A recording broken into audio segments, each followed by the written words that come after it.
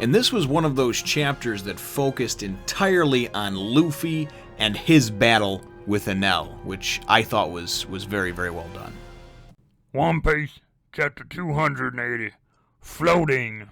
What the hell did you just say? Well, hello, my brothers and sisters of the Nerd Nation.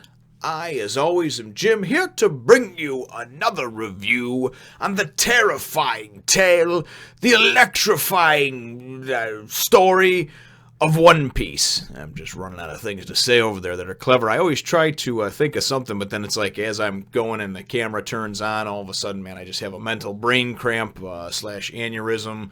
And it doesn't work out good most of the time. So, but remember to leave in the comments those suggestions of things that you'd like to have me say, and I'd be happy to do so. In a future chapter. So, but the last chapter, of course, saw us with really having some hope. It was split between Conus and the kind of the backdrop of what happened, being explained to her by Captain McKinley. But really, we wound up having the main thing that I would say that happened is that Luffy, of course, was able to he's able to soak up the electricity. He's able to not be hurt by obviously Enel's powers. And at the end of the chapter, Luffy kind of comes at him and just goes and jacks him up, And Enel was just kind of, I think, was sort of like paralyzed, almost, like a little bit of fear, a little bit of just sort of like, oh my God, what's going on? He's never seen anything with rubber before, didn't know about it, doesn't exist up in Skypiea. But Luffy just cold cocks his ass at the end of the chapter, and that's how things leave off. That's right where things pick up, and this whole chapter is devoted just to Luffy fighting Enel, and I thought that it was very well done. And it starts out, and Enel kind of gets up, and he's surprised. And it wasn't going to be as easy as, of course, some people might have thought. Initially, I had hoped that, it'd be nice if Luffy just busted his ass over the next chapter or two, but I didn't think that was actually going to happen because Enel has been trumped up to be this all-powerful, unbeatable being. So anyway, we still have to, we still have to remember that Enel has his mantra. Okay, he's still able to go and see things before they happen, and that's going to pertain to my chapter question at the end of the review over here. But so just keep that in mind as we go through over here. So as the fight goes and goes to start out and what have you, Luffy goes to come at him, and you have to remember that again he still has that mantra. So then he starts predicting Luffy's moves. So he dodges the pistol, he dodges the bazooka, he dodges the whatever moves it is, the whip. That Luffy uses. There's 2 or 3 of them, and he busts Luffy a couple of times and just takes him out in hand-to-hand combat is really what he does. And there's one point where he actually goes and he's got his javelin spear thing, and he's like holding Luffy up against the wall by his chin. You know what I mean? He's got him. And he's like, yeah, lightning isn't the only power that I have. It's there's other ways to fight too. And then, of course, like I said, being able to get in his head with that mantra thing certainly does not help Luffy's case at all, or anybody that goes against him, because when you can predict what's coming at you, certainly you're going to be a much more formidable opponent. So, but it is kind of cool as it goes on. You see Enel try to figure out how he can actually beat Luffy, and first he winds up going and he takes and he actually uses this power where he goes and basically like molds his spear-looking thing, his staff, into like this cool-looking sword spear. It's just really wicked-looking, and he assumes that since he's just a Paramecia devil fruit user, and in here it says Paramitha, and everybody has referred to it as Paramecia, so I don't know if that's just a translation issue, but whatever. I get what it is, and he's talking about his particular devil fruit and how it just kind of changes his body, but he actually will come back to his original shape, and then thinks about it and what can you do. So Enel is a very smart, forward-thinking person. He immediately goes and figures out that, hey, you know what? I can use blades to cut him, right? And it's funny because he goes, oh, so your weakness is sharp objects. And Luffy goes, yeah, so? And Nami's like, don't tell him your weakness. So Enel does a couple of moves, too, that I thought were pretty cool, where he actually goes and turns himself entirely into electricity and is able to use the gold that's on the Arc Maxim here. I can't wait until I see this in the actual anime, because I don't know if like the whole arc is made out of gold or just certain parts of it are, so he can electrocute to get the things going with the rudders and the motors and stuff. Maybe that's all made out of gold. I can't imagine that the whole arc is made out of gold, but I imagine there's pieces of it that are important. Anyways, you can't tell in black and white exactly. So, but the point is he's able to go and disappear and reappear in different parts of the ship because of being able to turn himself into electricity. And then, and then obviously, the gold is a conductor, and he can go through it, come back out, and retake his form. So he winds up getting the drop on Luffy a couple of times as well with that. And then Luffy goes in, and it's kind of cool because he goes to kick him, right? And he goes in and talks about how he can take the heat from the electricity and still burn him, right? To like hurt Luffy with the heat, the burning him, and then obviously in addition to being able to cut him. And then Luffy goes and he goes into a battle axe move and just and as we know, as we've seen in Baratier and we saw in Arlong Park and a few other arcs, the battle axe is one of his most explosive moves that he has. And definitely causes a lot of damage. So he smashes them down into the deck of the ship. And Enel actually got hit, but it hardly even phased him because he's just like, yeah, you little shit, and then Luffy goes to come at him with the Gatling gun, right? And the Gatling gun always appears that he's got like 40 hands, and obviously it's just the 2 hands he has, but he's just speeding them up and using the elastic snapback of the rubbery power that he has, I guess, to make it look. It appears that there's more coming at him. Well, Enel goes and obviously uses his mantra and his smarts, and he goes and grabs that shit right as it's coming at him. He's able to just go and he's like Mr. Miyagi from Karate Kid, man.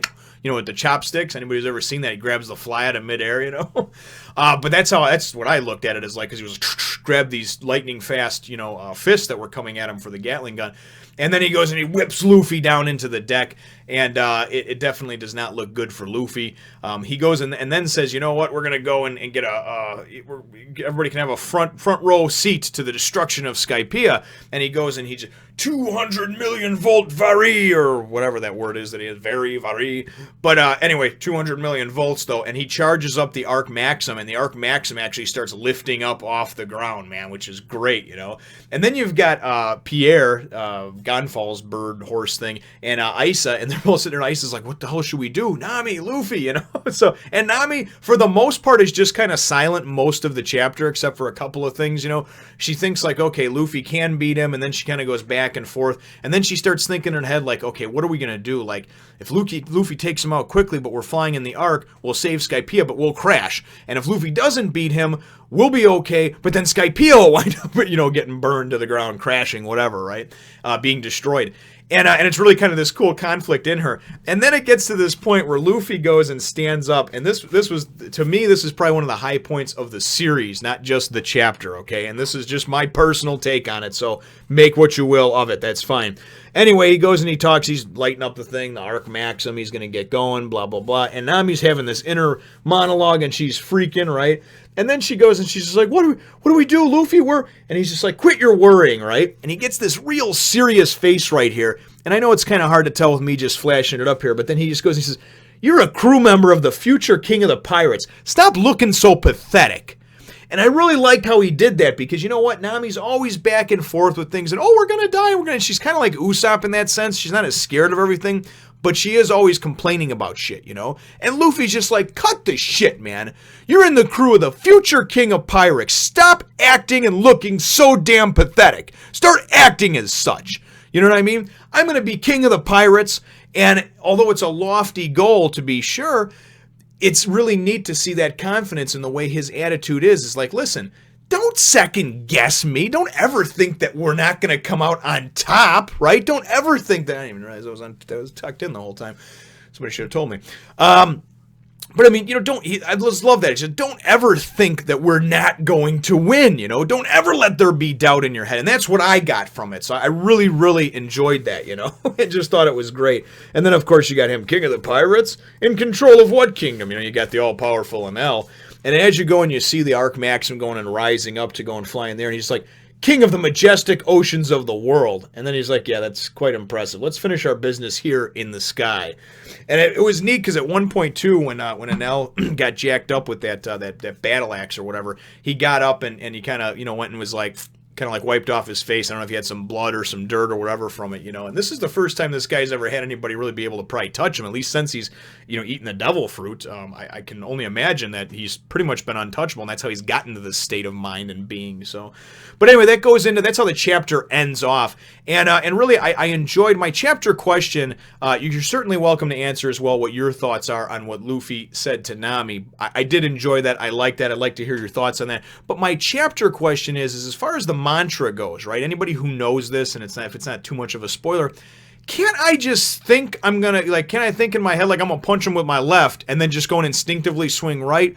I know that your thoughts, it's kind of like in Star Wars, your thoughts betray you, so you have to think about what you do before you do it consciously. Some people do. But somebody that came from the martial arts like myself, many things were reactions and were just instinctual based on an opening that you saw and everything else. So is there a person or is there a way to get past that mantra that they've explained in here just by going and kind of mentally mind-fucking your opponent that has the mantra and going and thinking one thing but actually doing another? You know what I mean? Just being completely erratic in the way your thoughts and your behavior is so they can't actually predict what you're doing. I know it's kind of a deep question for this, but I just want to know what your thoughts are on that because I don't know if mantra has ever explained much more beyond this. And if it is and it's not too big of a spoiler, I would just kind of like to have some insight into that because that would be my thought on how you could possibly beat someone that has that mantra. So anyways, leave your answer to that question in the comment box down below. Feel free to hit the thumbs up, the like button if you think that I deserve it, and subscribe if you have not done so already. We will look forward to catching all of yous in the next One Nation. Go take a look at my Facebook or Instagram page to see more pictures of Nami.